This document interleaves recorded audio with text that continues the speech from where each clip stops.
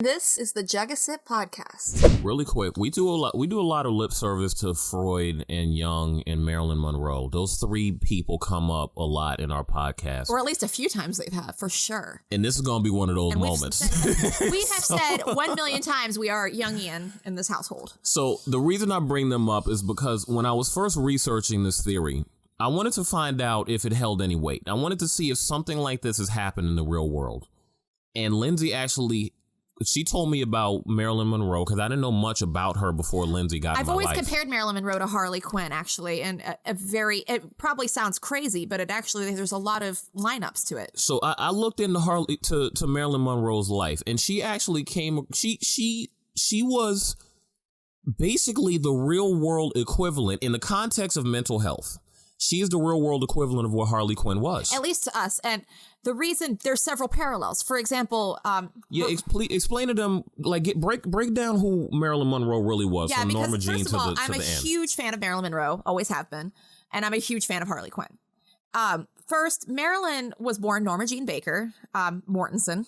The reason the name was different because she never figured out who her father was per se, but according to her mother, it was by the gentleman with the last name Mortensen. Now... when she became an actress, a lot of people don't know this, but Marilyn had a lot of things that were very different about her. She got a nose job. She had her hairline reduced. She was bleached blonde. She changed her voice. She dumbed herself down. A lot of people don't know. Marilyn Monroe was very well read, very intellectual, and not at all the dumb bimbo people try to portray her to be. In fact, in several roles, she's played villains and deeper characters, but nobody wants to see her that way. And that was driven by men in her life, which she had a lot of very toxic men. In fact, I feel like Joe DiMaggio looked like the Joker.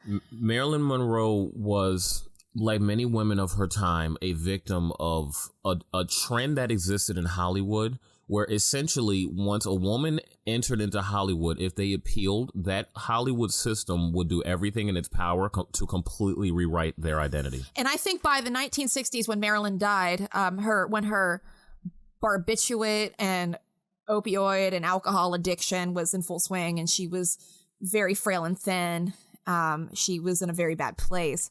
I think by that point, Norma Jean Baker was dead. Norma Jean Baker had been dead for a very long time, and Marilyn didn't even know.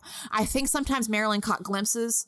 And I mean, I didn't live with Marilyn Monroe, but I'm very good at reading things and going by energies. And I'm getting like that Marilyn probably saw pieces of Norma Jean later in life. But I think by the time she died, Norma Jean had been dead for a long time. You see, Marilyn Monroe... and many people don't know this, Marilyn Monroe was not a real person. She was a persona that Norma Jean... a construct, in a way. She was a construct that Norma Jean Baker...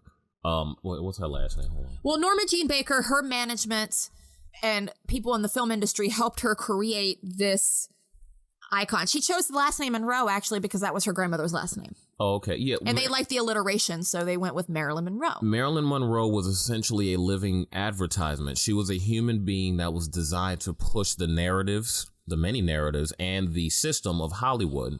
And Marilyn Monroe was fascinating because she by herself is pretty much an experiment in when creating a persona or a second life can go very, very, very wrong. For example, the reason she never had healthy marriages or anything like that, because she resisted what Norma Jean wanted and what Marilyn wanted, and which were two different fucking things. Yeah.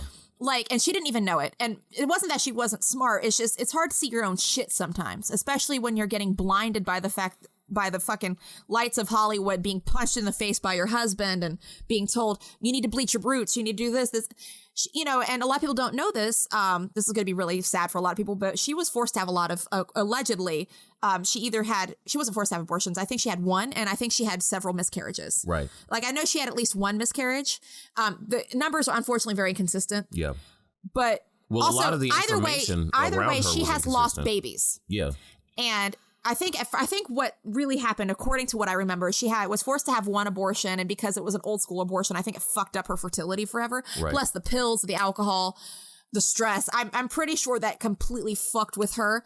So losing all the babies, being married to abusive pricks, being forced and pushed around in the film industry, there was so much going on in that poor woman's life. And then passed around government. You can find the Jug O Sip podcast on YouTube and Spotify every Monday and Friday. And don't forget to like, share, subscribe, and follow at Jug O Sip Podcast on all social media.